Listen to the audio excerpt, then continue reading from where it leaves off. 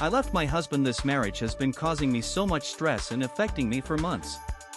With the way my husband is, I felt so scared to leave because I didn't know how he would react. But it feels amazing to be free of it. I was so tired of going through the motions every day and knowing he was in love with me, but I wasn't in love with him. It was awful, and not fair to him at all. I'm so scared to start again at the "what's your favorite color" stage, but also so excited to be able to discover myself after these past few years. I can't talk about it to really anyone yet, so here I am telling random strangers about my new start in life. I'm so excited to find my own happiness, and I truly hope he does too. I never thought I could see *M until I met my boyfriend. Hey everyone, I just wanted to share my story because it's something I never thought I would experience.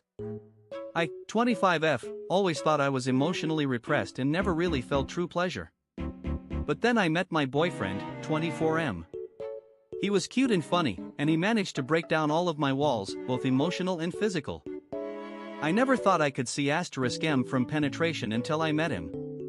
It was like he unlocked something inside me that I never knew existed. The most he's done is 27 in a day. I know, it sounds crazy, but it was truly godly. I don't know what I did to deserve this, but I can't go back now.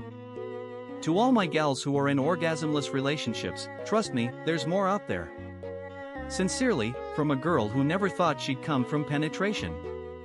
Thank you, boyfriend, for showing me a whole new world of pleasure. I overheard a cute conversation on campus this week. This time it was two gym brothers behind me in line. I watched that show with the Asian lady. Yeah? What's that? It's corny, but she goes to people's houses, and she looks at their stuff. I heard about that. And what's cool is she can make their lives better just by cleaning up. Yeah? There were some who are, immigrants, and they get too much stuff in the house, and she's like, "Why are you holding on to this?" And they're like, "It's all I have left of my home country," and she's like, "Does that really help you moving forward?" And they're like, "You're right, I should think about my future." I feel that. My dorm looks really good now after I watched that lady. That's dope. Edit, the show they were talking about was Tidying Up with Marie Kondo on Netflix. I refused to have intercourse with a girl because she didn't want me to use a condom. This happened a few days ago, and it's very weird to me because that was the first time that had ever happened to me. We were about to do it, and as I got the condom out, she threw a fit and said she wasn't going to do it with me unless I went in with no protection. After I told her that I don't do that for my safety, she of course threw an even more fit and said what was I trying to say about her and the type of girl she is. She is on birth control, but I still would rather be safe and protect myself, so I refused to do it, and I don't know if anybody else has ever experienced this. All I could think about was "wrap your willy, don't be silly" in that moment.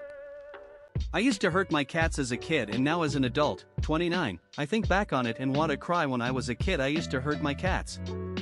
I would pull their tails, hit them, physical abuse. Now I'm an adult and I often think back on it and how horribly I treated them, and they still loved me and wanted to cuddle and get love, and it makes me want to cry. I feel so horrible for having put them through what I did.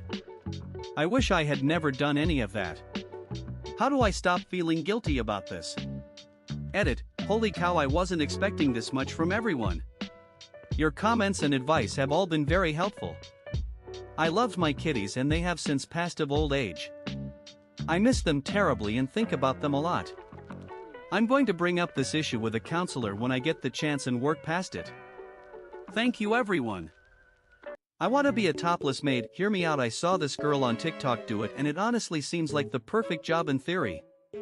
I'm okay with nudity. I used to be a dancer. I love my body. Also, I love cleaning. Today is my day off and I'm about to spend it cleaning, and I'm so excited. I wish I could combine them and have guys pay me to come over and clean almost naked. It's perfect because I don't have to do the greatest job, and in theory they don't touch me.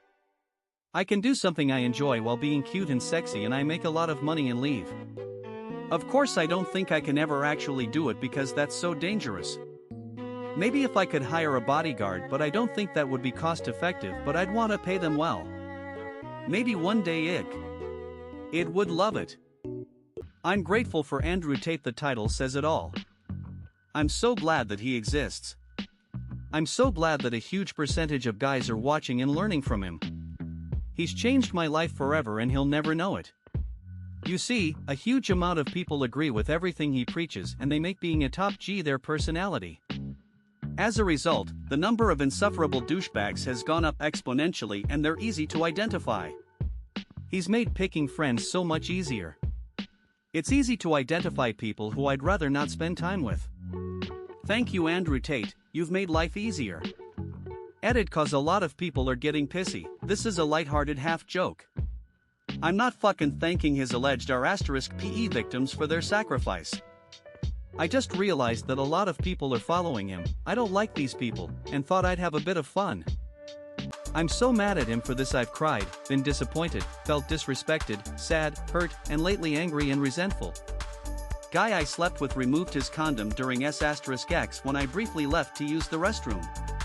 Got back to the room, we continued and didn't know he was then bare until he finished on top of me.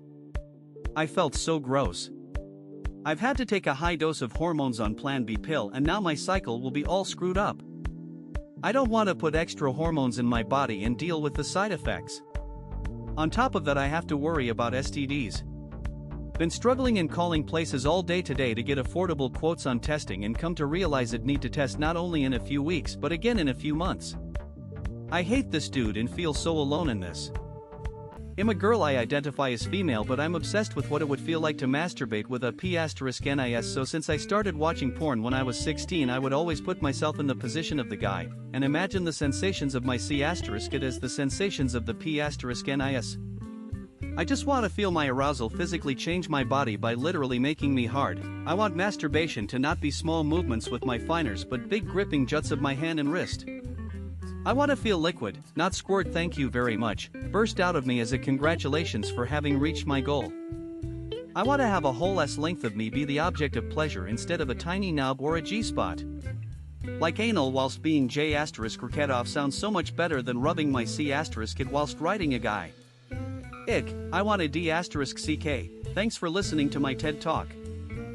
I'm an atheist. I didn't choose to be this way. If I could believe in Christianity I would. I just can't for some reason. I feel like religion is like sexuality and politics. You don't really choose what you believe, your brain unconsciously decides for you. I would love to be a Christian. Christians always seem at peace and optimistic because they think that higher powers have plans and reasons for everything. I would love that, but I just can't believe it. I can't believe that one man created the universe and everything in it. I can't believe that a bunch of dead people have an impact on our lives. I can't believe that we remain conscious in any way after we die. I just can't believe it. It sucks, especially at this time of year. I feel like I should embrace it, but I don't want to be that guy. My family is very Christian, so I always feel belittled around this time of year. It just sucks.